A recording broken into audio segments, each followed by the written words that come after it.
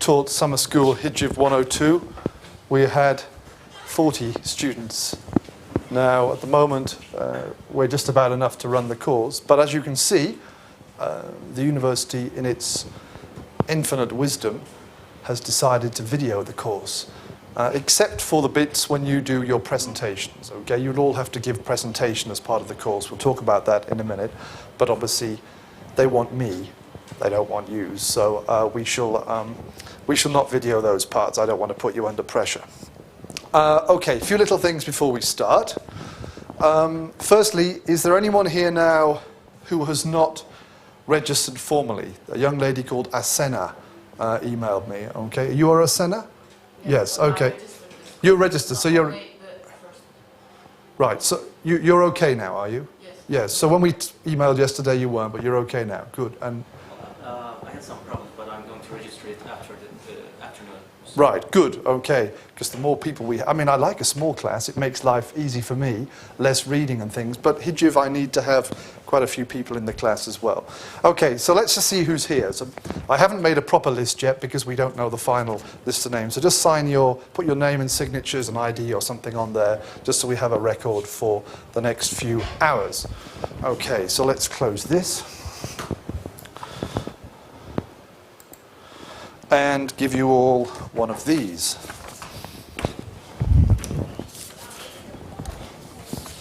We'll leave the door open for a few minutes to welcome people in so they don't get too scared about waiting outside. Here we are, see? Posh Gelden is welcome. Take one as well. Okay, if you can pass that one back to the young lady behind.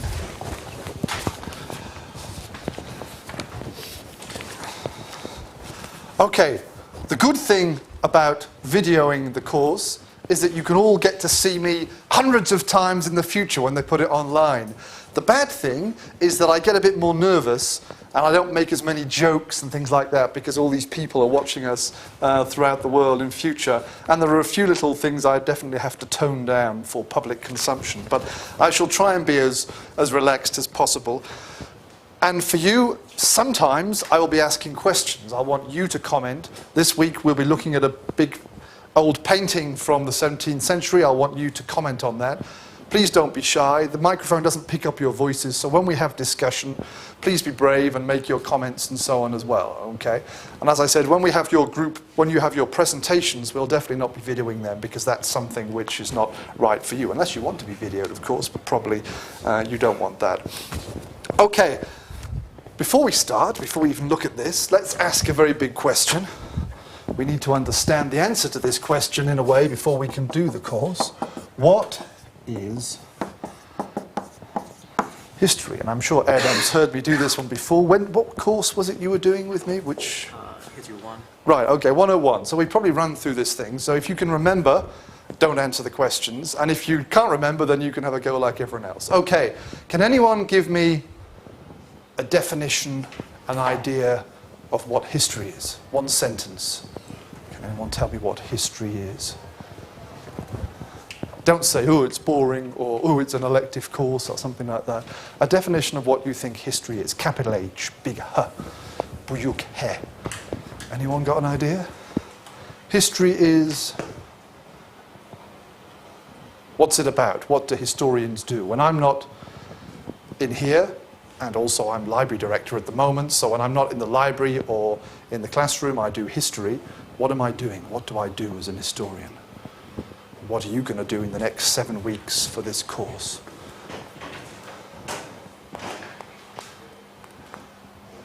Anyone, any ideas? What's history about? What do historians study? Tables? Haircuts? What? What do we study? What do I study? What are we going to study here? Ahmed? People. Okay, that's an important point. We study people. What kind of people? Relationships between nations. Okay, that's one possibility. Groups of people as nations. Okay. When? Which people? When? Which groups of people? Which nations? Some important events like war. Okay, big events. We can also study little events as well, little people, but yeah, often history is focusing on big things.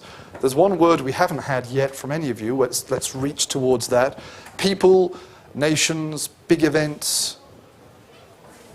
When? Ne zaman. Today? The past. Okay, so let's put some of these words up. What is history? It's the past. It's people in different combinations, as we saw, and it's events, we can perhaps say here, though what that means exactly is a little bit more difficult to do. There's something else here which is missing, okay, something which we need to consider. Tell me about archaeology. Let's change the question. Archaeologists, okay, they study people in the past, they study sorts of events and so on, okay? But they're different from historians. They usually have beards, and historians may not have beards, but that's not what I'm after. What makes archaeology different from history, do you think? Any ideas? How do archaeologists reach those people in the past? What do they look at? Objects, artifacts. Yes, what we call material objects, the physical things. It can be bones, it can be pottery, and other things, houses, buildings, which people have left behind, and then they've moved on. It can be groups of people, it can be one person, whatever. That's how they reach people in the past. I don't do that. That sounds like hard work, digging around on the ground and so on. So how do I reach the past? What do I do to take me back to the past? Documents, okay, written documents, printed documents, inscribed documents on stone or something like that, okay? So here is our definition of history, and anyone in the world can now criticize this if they wish, but history is the study of human activity, things that humans did, okay, big groups of people, small groups of people and so on, okay, in the past. Mostly, I won't say 100%, but mostly reading documents, okay, reading things, writing which people have left behind. The piece of paper you have in front of you, the syllabus for this course, may one day become an historical document. Okay, this great piece of paper, don't throw it away when you go home tonight, it could be very valuable. People studying education in the 21st century in Turkey could use this one day and say, oh, what a load of rubbish that was, or whatever, okay? But it's still a document, okay? Everything we write down, every email you send, every email you delete, every text message you do, all the chatting, as well as the writing, all of those things tell us about your ideas and your thoughts, and then they tell us about you as part of humanity, okay? And that's what we do. Okay, so that's what we're going to do to some extent. Okay, we're going to use documents as a kind of time machine to throw us back into the past and understand those people, understand how they were similar and different from us and what ideas they had. Tamamma? Okay. Any questions so far? Is that clear? Yik, yak, yok? Okay, let's look at the syllabus then. Take out the piece of paper.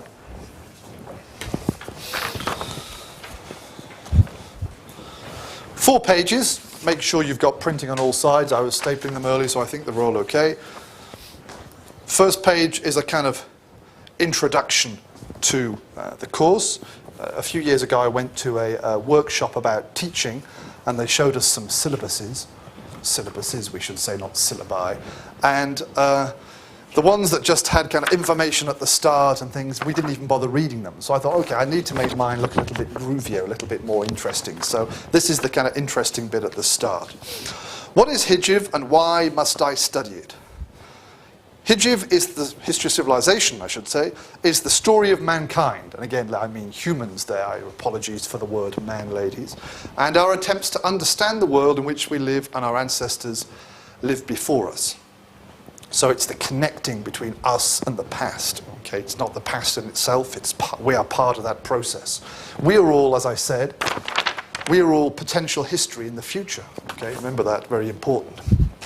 If you study HCIV, you will learn about humanity, where we have come from in the past thousands of years, in our case 500 years or so, and hopefully where we might be going in this new millennium. Okay, we've had 10 years of the millennium now, or 9 years I should say, so it's not so new, but which directions we're going, where we might be in 50 years' time, how the past and the present and the future are part of a continuous process. What will I study in HCIV102? In HCIV102, you will study the development of human society since the Renaissance. So we'll be a bit later than that, in fact, because this is summer school course. So Renaissance, we could perhaps say around about 1500. We're going to be starting a little bit later than that because this is the summer school course. We have to squeeze things up. You will also read and analyze a number of texts. It's the documents we were talking about, including philosophical, political, religious, and historical writings. Okay? Learn about those people, learn what they wrote, learn about their ideas and their thoughts, and so on. It says these texts will show you the different ways in which we humans have tried to solve problems, the many problems which face us even still in, oh, I got the wrong year there, 2009, it says 2010. I should have updated that one, changed that. This is very important, okay? What people in the past were doing were facing the same problems in life that we face today. Okay? How do I relate to other people? How do I get food? How do I support my family? What do I do if another tribe wants to fight me? They're all the same problems we face today in politics, in social and economic life. But in many cases, they came up with different answers. They wore different clothes to keep warm. They made people kings instead of having presidents and things. They had different answers to that. And then we need to understand why. What are the reasons for these different solutions to what are really the same problems that we look at today? If there were no problems, if life were kind of straightforward and simple, then we wouldn't have a problem and there will be no history because there'll be nothing to study.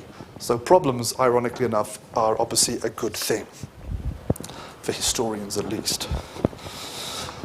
Okay, how are we going? Can you understand my voice? Very important that if you don't understand anything, if I speak in a very strange British voice and you don't understand it because I don't talk like an American or something, if I say something you don't understand, if I speak too quickly, then please put your hands up and say, David, can you say that again or something? Because what we're doing is communicating here. Okay, it's not meant to be just one-way thing. Are we okay so far? Tamama? Okay, let's carry on. How will I study HCIV102? You will study HCIV102 really difficult. No, you will be working, hopefully you will be working quite hard, but you will also have time to enjoy the summer as well, I hope. Okay, let me put that into more detailed perspective. In HCIV102, you will learn to think for yourself about mankind and our history. You can find out what I think from Syllabus or whatever. You can find out what people who write textbooks can think and so on. I really don't care about those. Okay, that's not important. What I want to know is what you think. Okay, what you believe about these things, what ideas you have, your thoughts, your opinions, and how you can support those ideas. 2 points here, very important. Your ideas and how you can support those ideas. Just to say, I don't believe that. I don't believe in evolution, or I don't believe in kings or something. That's an opinion, but it's not substantiated, it's not supported. Then you need to give me evidence. And in your essays and your presentations that you will give me in the next 7 weeks or so, in the exams we will do, if you can tell me what you think and then show me the reasons why, giving me your ideas, giving me material from the documents and saying this is what I think and this is why, even if I don't agree with you, even if I think something differently, if I can see you've put your argument together, I will give you an A. Okay, I will give you a good grade. So think for yourself, be brave, okay? Put your ideas down. Don't just copy from the internet and leave it at that or whatever. In HCIV102, you will learn to read the text critically and analytically. Don't just tell me what the texts say. Don't just tell me what Thomas Hobbes says or Charles Darwin says or whatever, okay?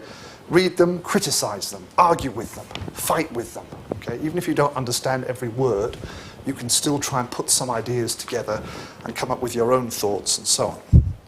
In HCIV102, you will learn to present your own ideas and thoughts to other people in an organized and logical fashion.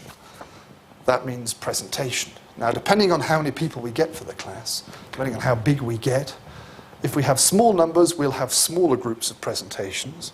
If we have many people coming and you're flooding in desperately in the next 2 days or whatever, then we'll have bigger groups. But you will work with one or maybe two other people, work on a project and give a little presentation here. And as I said, we'll switch off the camera at that point. We won't film your presentations. And we'll start talking about presentations in detail on Wednesday. Okay, we'll start planning that on Wednesday. In HCIV102, you will learn to ask questions about the world in which we live and our ancestors lived before us. That's the same point we've kind of made already. Question, criticize, don't just accept. Say why, how, okay? Here's a good point. A lot of history, and some history that we will do here, ask these basic questions.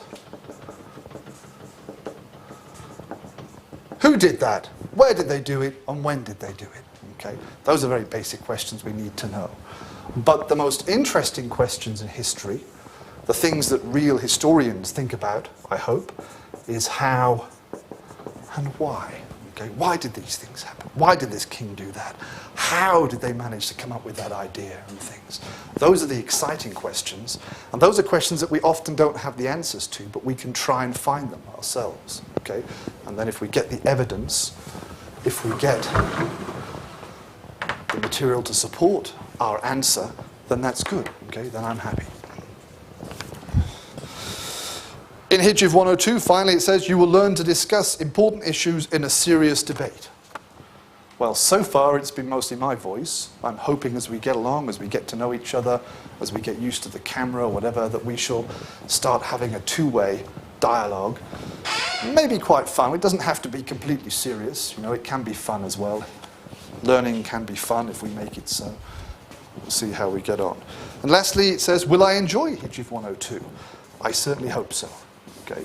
We're here not just to learn and to get a grade after 7 or 8 weeks, but hopefully you will learn and enjoy that experience and have your own reactions to that. And if you're not enjoying it, if there's some problem, whatever that might be, personal problem, academic problem, please, please let me know. Okay.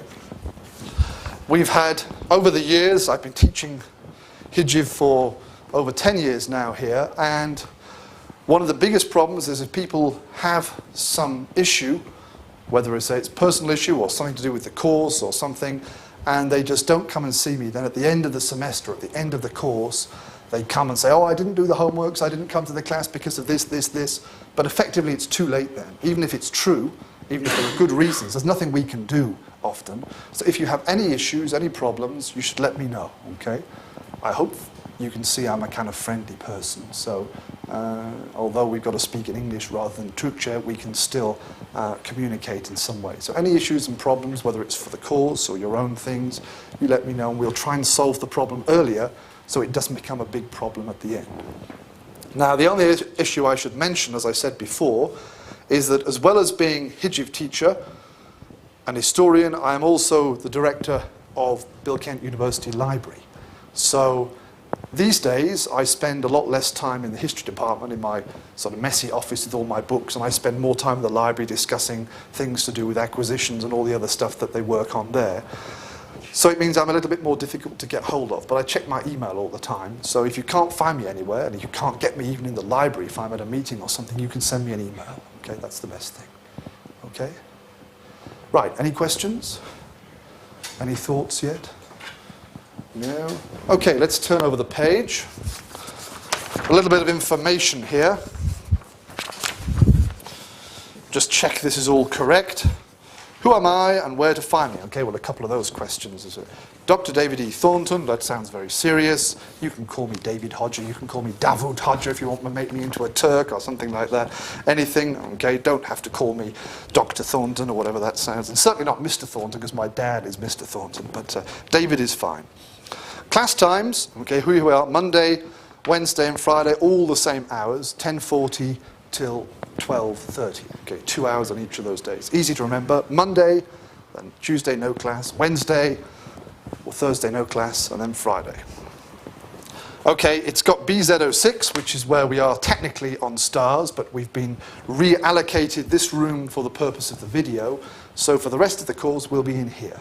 Even if we're not using the video, and we'll be having some exams and so on, then probably to avoid confusion, though it means poor Emre has to come here, that we shall be in here all the time. Okay? If we start saying we go there for exams or something, it causes confusion. So let's use this room 100%. My history office, MA123, but as I said, I'm not there most of the time because I'm in the library. I will, however, be in that room, MA123, on Tuesday afternoons, but not tomorrow because I'm going to a teaching workshop. But for the rest of the summer school, I shall be in my office from 1:30 to about 3:30. Okay. If you need to see me, and we'll make appointments for that hour or some other time when we're planning your presentations and things like that. Please do come and see me if there's a problem. Internal phone number is for the department. You can get the library phone number from the web. You can call my secretary. She can reach me or whatever if you need. More importantly, we have the email address, and we also have the URL for this course, which gives the next 2 pages. The last 2 pages here are online. The first few bits about what is HCIV and stuff, I didn't bother to do that. Okay. Then we have a nice picture, I think it was, in fact, of the Venerable Bede, ancient English Anglo-Saxon historian, and then we have bibliography. For this course, we will do 3 topics, 3 themes, okay, starting probably on Wednesday. And for each of those, I will give you separate bibliography, and I will put links to that bibliography online as well. But for general reference, if you wish, it's not compulsory. Some of you may know this. We have the textbook Civilization in the West, Kislansky, Geary, and O'Brien. There may be a few copies in the bookstore, but we're not going to be using this for every week. We're not going to be using most of the chapters. So what you can do instead is go to the library, go to the reserve section. Do we know where the reserve section is? Do you know the reserve section in the library? Just behind the circulation desk. And say you want to have Civilization in the West, Volume 2. Okay, we've got a number of different editions. One of them is the blue one, but make sure it's number 2, Volume 2. HCIV102, Volume 2. And then you can photocopy the parts of the chapter. I will give you a reference to 1 chapter for each topic most of the time. But you don't need to worry about that now. We'll talk a bit more about that on Wednesday. Okay? If you have a copy of this book from a previous course, then you're okay. Problem yok. Okay? But you don't need to buy it because we're not going to be using it so much. Any questions yet? Is that all clear? Oui, oui. Okay, let's start getting more serious and look at the actual stuff we'll be doing, okay? And this is where the online version, let's compare this. If anyone notices something which says something on here, and it says a different thing on here, then let me know, and then I can change whichever one it is. They should be more or less the same, but you never know. There may be some differences. This course will be divided into 3 topics, as I said before, and each topic will last about 6 classes. Okay, that means 12 hours. Okay, each class is 2 hours. The structure of the course and the dates that we'll be following are as follows. So, topic 1, you see, Leviathan, the Age of Absolutism and Revolution. And then we have 9th of June at the end, which is 2 days' time. So we'll begin talking about this, planning this topic, not today, but on Wednesday. In this topic, we will examine the development of monarchical government during the 17th and 18th centuries with special reference to the political thought of the period. So we're going to look at politics in the 17th and 18th centuries, in Western Europe especially, and we're going to look at the political ideas. Okay, questions about who should be king, where do kings get their power from, things like that. And we'll look at the events of the time to try and work out how these things might be connected. And we shall read, you won't read all of these things, you'll choose 1 text each, the works of the following English and French thinkers. Robert Filmer and his book Patriarcha, and he believes that kings got their power from God. Okay, divine right theory. We don't really accept that so much these days, but it was very important at that time. Same goes for the French writer Jacques-Mény Bossuet. He believed the same basic thing. Okay, that's what people thought of at the time.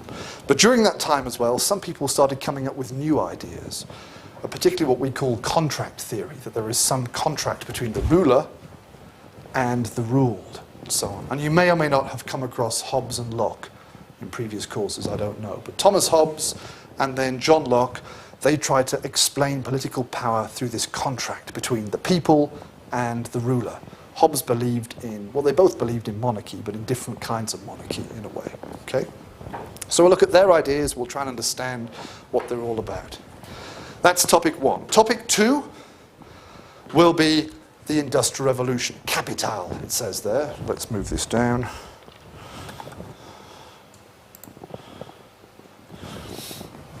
In this topic, we will examine the technological and economic phenomenon known as the Industrial Revolution during the late 18th and early 19th centuries, with special reference to its intellectual effects in Western Europe. We'll read the works of the following economic, political, and scientific thinkers. Adam Smith, of course, you all know about Adam Smith, I'm sure, from other courses. John Stuart Mill, an important economic and social and political thinker at the time. Karl Marx and Friedrich Engels, the Communist Manifesto. And lastly, and rather strangely, I mentioned his name before, Charles Darwin. Why would we have Charles Darwin, The Origin of Species, scientific writing, in a topic about the Industrial Revolution? Seems a bit odd. Is David Bay gone completely mad or something? Anyone got an idea? There is a reason for this. There is an explanation, but we need to investigate a little bit more. Okay. Anyone know about Karl Marx and his ideas of the development of history, the dialectical process of history? Do we know anything about how Karl Marx and Engels, in this text, the manifesto, explained how history develops, how things change between periods of history? Can anyone tell us about that? Thesis, antithesis, and synthesis. Right, okay. And what's that process of thesis and antithesis? What's going on here? They are fighting, and at the end, the synthesis have elements from both sides, but it is something new and takes the mankind to a Right. state. Okay, that's good. So history is to do with fighting or struggling between groups of people, groups of ideas, which then lead to something new. Okay, history is the product of this process of struggle and fighting and things like that. Classes is what they focus on especially. Working class versus bourgeoisie will eventually lead to a revolution, and then we have a classless society and so on. Struggle is the key there. Adam Smith, okay, he wrote many things about economics, one of the earliest classical economic thinkers. What about ideas of competition and trade? What were his ideas of trading and competition in commerce? What was his ideas? Do you know this, either from HCIV or economic courses? Did he think we should protect companies and trade, or should we have open competition, free trade? Which of those did Adam Smith favour? Do we know? Sorry? Free trade. Free trade, and what does that involve? That involves companies, people, countries commercially struggling, and the most powerful one will succeed and become wealthy. Okay, very simply put. So in both of those cases, we have development, change through struggle. And what did Charles Darwin argue in his controversial book, The Origin of Species? He says that physical species evolve through competition, for competing for limited resources, and that certain species which have, or groups or parts of species which have certain features, the taller ones with long necks will succeed, and the others will become extinct, and then we have new species emerging. We're not going to necessarily discuss whether we believe in all this or not, but I think we can see a similar set of ideas, a similar thinking from the industrial time. Marx was German, but he spent a lot of time in London, in England. Smith was Scottish, so part of the British Isles and so on. Darwin was English. England was the first industrial nation. It was successful. It was competing and defeating the French and other people. And these guys therefore think struggling and competition is good. So we can see it in the economic thinkers, in the political thinkers, and I think also in the scientific thinkers. So we'll explore this a little bit more as we go along. Okay, I better speed up. I like talking, but I can see the time is coming for our break, so let me speed up. Last topic that we will do just towards the end of the course is what I've called Deus, monotheism in the modern world. And here is, I've noticed, I think this is the correct one. This will be Wednesday, the 21st of July. We've got 22 here, but I think it's 21. Okay, so change that, but it doesn't make too much difference. In this topic, we will examine the beliefs of some modern monotheistic religions. From an historical perspective, Islam is not the last monotheistic religion. Others have appeared during the last 500 years.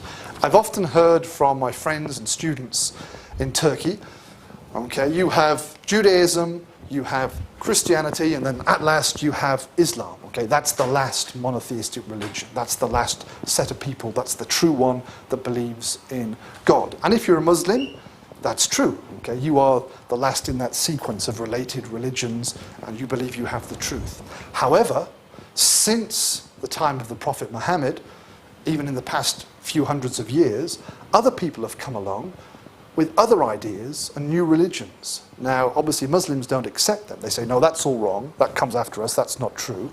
But from the historian's perspective, they still exist. So we're going to look at these guys and see where their ideas have come from.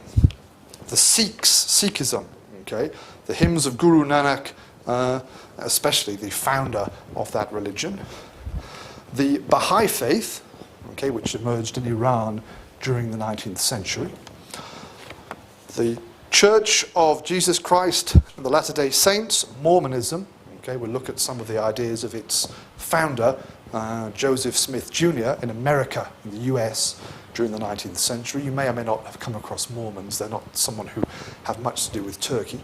And then lastly, something which you may not be aware of, but it has religious elements, the Rastafarian movement, okay, reggae. Okay, Bob Marley and the Wailers and all that. Okay, there is not just a love of music and cannabis or whatever it is amongst those people. They also have a religious idea. They believe that Haile Selassie, the last emperor of Ethiopia, is a reincarnation of God, like Jesus Christ. Okay, Haile Selassie himself was an Orthodox Christian, so he didn't believe this, and he was saying, no, don't say that. But these guys in Jamaica and elsewhere in the Caribbean, they believe he was, okay? And so they have these religious ideas, monotheistic, that they've developed during the 20th century. So we'll examine that one as well. It's quite interesting. So those are our three topics. Those are the things we're going to be doing in the next 7 weeks or so together. Any questions here? Anything you want to ask? All clear? Okay, finally, turn to the last page. And here we have the academic assessment. I leave the really nasty bits till the end. This is the work that you're going to be doing. Hopefully it won't be too hard, okay? And most importantly, you have to come to me if you need any help. Don't think, oh, I can't do this or something. Come and see me, okay? The academic assessment, the important part of this course, will be divided into 5 parts. There are 5 things we shall do. Written papers, oral presentation, in-class comprehension tests, which is a special thing I do for summer school, midterm exam, and final exam. Okay, those are the 5 things. Putting your points together from all of those, I will basically be able to calculate your final grade. We will also be following attendance. That's worth 5%, and you've already signed that piece of paper. I'll collect it at the end. Okay, so you've already got some little points already towards the final grade. Okay, written papers. Each of you will submit 2 written papers during this course. Okay, 2 papers, 2 essays. They must be at least 6 pages long, but let's not get hung up about the length. Okay, it's the content, it's the ideas which are the most important thing. And I haven't worked this all out in detail yet because we don't have the final list of students, but we will be submitting our essays to something called turnitin.com. Have you come across turnitin.com at all? Do we know that?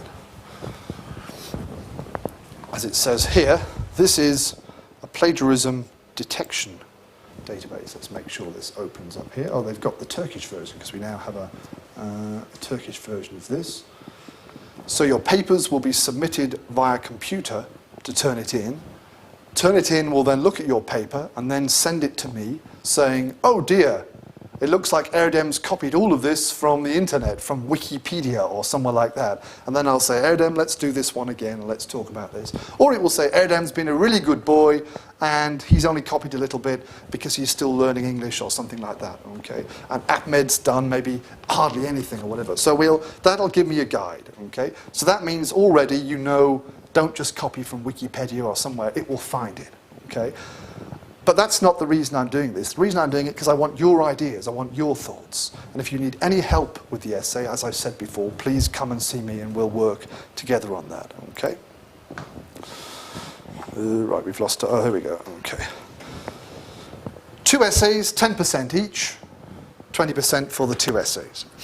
Oral presentation, as I said, depending on the size of the class, you'll be in a group with 1 or 2 other people, I hope, presenting one of the texts. Charles Darwin, Thomas Hobbes, Guru Nanak, whatever it might be, okay, those things I mentioned before. Summarizing and presenting those ideas to the class, probably with PowerPoint or something, and we'll hopefully have time to discuss your ideas and criticize your points at the end. And I'll work with you all. You'll come and see me at least once in my office to plan the presentation and get your ideas together. And as I said, we will not be videoing the presentations. 10% for presentation. In-class comprehension test. As I said, this is something new that I do for summer school because we cannot take a 15-week HCIV course and just kind of squeeze it into 7 weeks, okay? It would kill you and it would certainly kill me, okay? It's not physically possible to do that. So, for example, normally we have 4 topics. I normally do 4 topics in HCIV in 15 weeks. But that's, again, not possible to manage that for summer school with all the time we've got, so we do 3. So for this is something else. I'll talk to you a bit more about it later on. But basically what we're going to be doing is showing you a small, like a page of a text. You'll read it in class. It will only take 10 minutes or something. We'll discuss the little bit of text together. We'll share our ideas. And then I'm going to give you a piece of paper, and it will only have one side, a couple of little questions to show you understand. You can borrow the ideas from the discussion, things like that. So it's taking the thoughts and ideas we've had and helping you to understand a little text. And you get, I think it's going to be 5%. Yes, 5% for those little comprehension tests. And we'll do those in class together. 3 of those for each topic, 15% in total. On Wednesday, the 23rd of June, make sure we got the dates right, okay, we will have a 2-hour text comprehension and analysis test. This is a bigger thing. Now, normally, I give this midterm, as it's called, after 2 topics. Okay, after we've done 2 topics of the course. But in a few weeks' time, I will be going to England for a few days for a conference about plagiarism, about Turnitin, in fact, as library director rather than as teacher. And during that time, therefore, you will do your little midterm. So it's a bit early.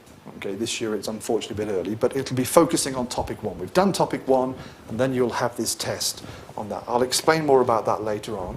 It'll be a new reading test, and then you'll have to write an essay-style answer to that. Okay, and that'll happen while I'm away. One of the graduate assistants will come and do that with you.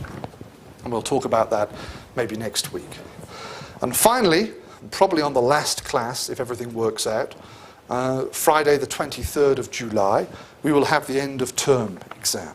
Okay, this will be 2 hours. Okay, on Friday we have 2 hours in class. I'll give you 6 questions, 2 questions from each topic, 3 topics, so we get 6. Okay, and you will choose 2 of these and write little essay answers. So you have 1 hour to answer one question and 1 hour to answer the other one. Okay, and again I'll give you some advice and guidance about that towards the end of the course. That's worth 30%. And the midterm is worth 20%. That brings us to 95%. Even my basic mathematical skills can manage that. And 5% at the end for attendance. Please come. And most importantly, don't sign for your friend. Say, okay, so-and-so's not here. I'll put a signature. Because I can compare the signatures over time. and I've got very accustomed now, used to looking at a signature, and I can tell if it's been done slowly and things like that. Okay, it's a skill you develop, whatever. And because I want to know you're coming. If you're coming, then you're listening to me, you're listening to your friends, you're learning. Okay, it's part of the same process. Lastly, a little bit about cheating and plagiarism. Again, we mentioned that with Turnitin. I know that you're all still learning English. Some of you have got better English skills than others. I know that some of our texts are very difficult, and some people say, the bits from the textbook are difficult as well, David, and things like that. And what then happens is people get scared. Maybe they leave their essay to the last evening or something, and then they just copy things from different places. I can usually realize when they've done that. Okay? Or else they ask some graduate student in METU to write their essay for them or something. And I can spot that as well, because what they write is not the same kind of thing that a first or second year Bill Kent student will be writing. Please don't do that, because we all want the same thing. Okay? At the end of the day, I would be very happy if I could give every single one of you an A. Now, the university administration might start saying, what's going on? Why have you given everyone an A? Okay? But if you've done the work and you've succeeded, I want to give you an A. I don't want to say, you must have B+ or something. If you all work hard, I want to reward you for that. Now, it's probably not going to happen for various reasons, but it would be great if it did. We want the same thing. This isn't a struggle. It's not like Marx or Charles Darwin, where we're struggling against each other. I know I'm giving you the work, and you're the ones doing it, so it seems like that. But it's a two-way process. We work together to get that A. Okay? So cheating, plagiarism and things, for whatever reason, let's try and avoid that. If I can give you any help, if it's to do with understanding the text, if it's to do with needing an extra 2 days, anything like that, then I'm available by email or in my office to help. Okay? Tamamba? Alright? Okay, you've been listening to me now for about 45 minutes. Let's have a break.